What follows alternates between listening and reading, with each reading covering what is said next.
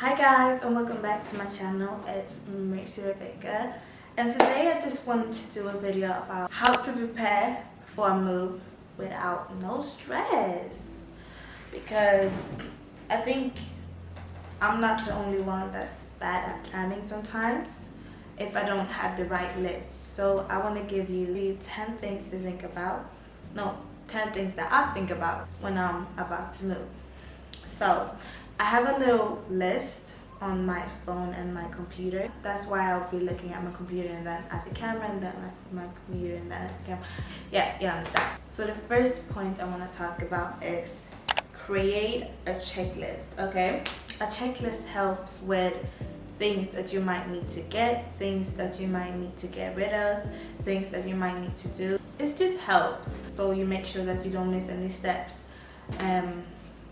around that time. So I always do a checklist of things that I need to do and things that I need to buy. For this move exactly, I only needed to buy new suitcases. The ones I had was too small, so that was probably the only thing I needed to buy, and the things that I needed to get rid of was a lot. I actually put up a lot of my furniture on Facebook Market, so I had that on my checklist to make sure that I did it.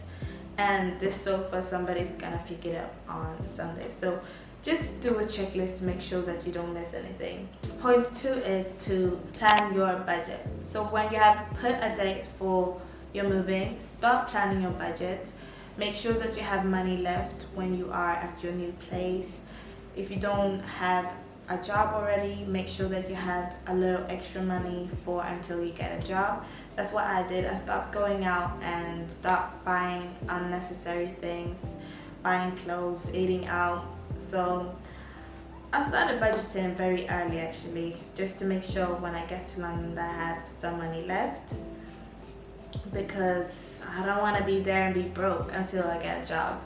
But I'm actually already looking for a job right now online, so when I get there I only go to the interview. But yeah, make sure that you plan your budget. Point 3 is update your CV. Make sure that everything is up to date. Change your address, change it to the right language, make sure that you have put in all of your new experiences.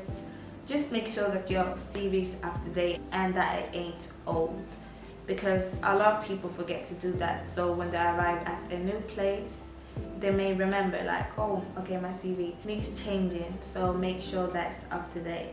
I actually did my CV a couple weeks ago. I changed it to my new address. I changed it to English from Swedish. So make sure that your CV is up to date and nothing is old and everything is just brand new. Point 4 is gather all of your important documents. Healthcare papers are very important actually. I haven't done that yet, but make sure that you get your papers, your identification, if you need birth certificates, all of that.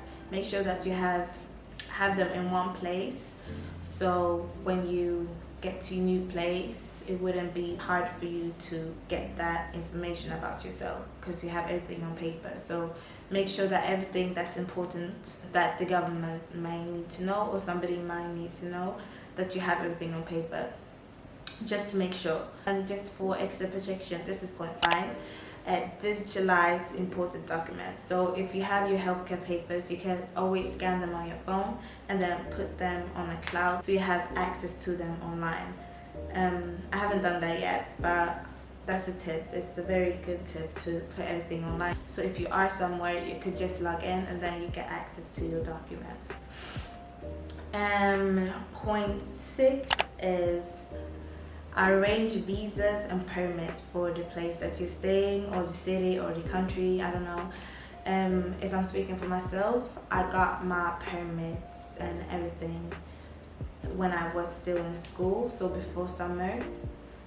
Yeah, before summer. So make sure that you have everything that that country would require for you to enter, or that city would want. I don't know, every place have different rules. You can always watch the government's website for any updates and see if they have anything that they may want from you when you get there. That's what I did. So yeah, that's a very important point, because if you don't have the permits and the visas and you're already moved to the other country, you would get a lot of problems. So just make sure that you have everything that you need.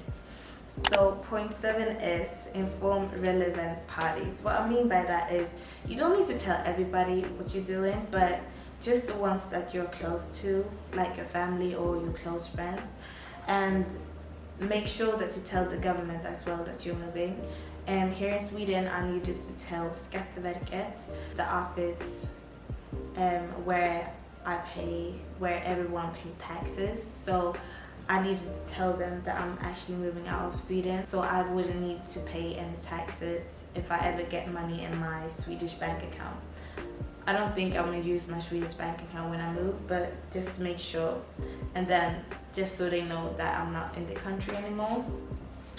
So yeah, tell your friends, your close friends, your family, and the government that you're moving.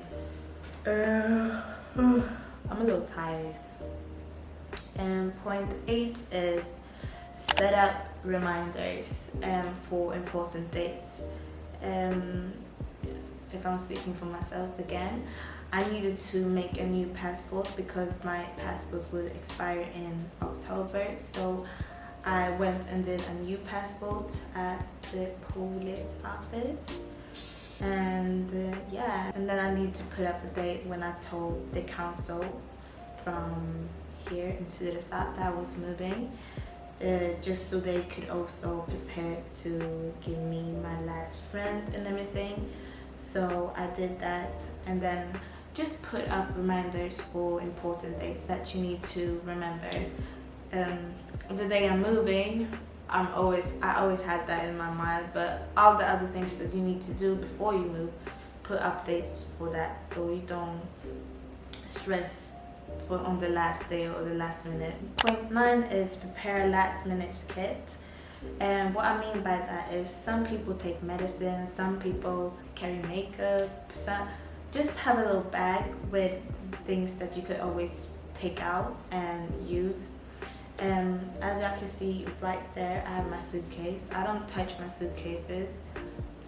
Okay, sometimes I open them, but I don't touch my suitcases because I want to keep everything that I packed in there.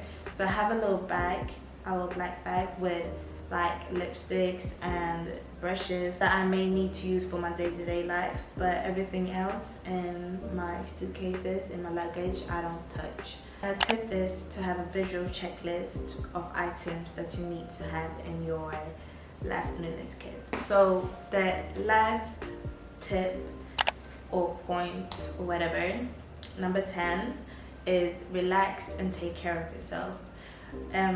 Don't stress too much, don't overthink. Just make sure that you planned before in good time, at least like 4 months before you actually move in, so you don't get stressed the last minute. And if you ever need help, ask friends, ask family for help. I never needed help because I just put everything up on Facebook Market and then people wanted to buy everything. So yeah, as I said, the sofa is actually going on Sunday, and then the whole apartment will be empty, and then I'm just taking my bags and the things to my sister, and then I'm moved. But make sure to take care of yourself and don't stress, because if you get sick, who's moving? I hope y'all enjoyed this video. I hope it helped somebody that's about to move. I just want to thank you for watching this video, and please like, comment, and subscribe to my channel for more videos about my life. Share this to someone that you might think may need it if they're planning on moving. And if you have any questions or just want to say something, just comment it down below. And I just want to say thank you for you guys for watching this video, and I hope you have a good day, and God bless. Bye, loves.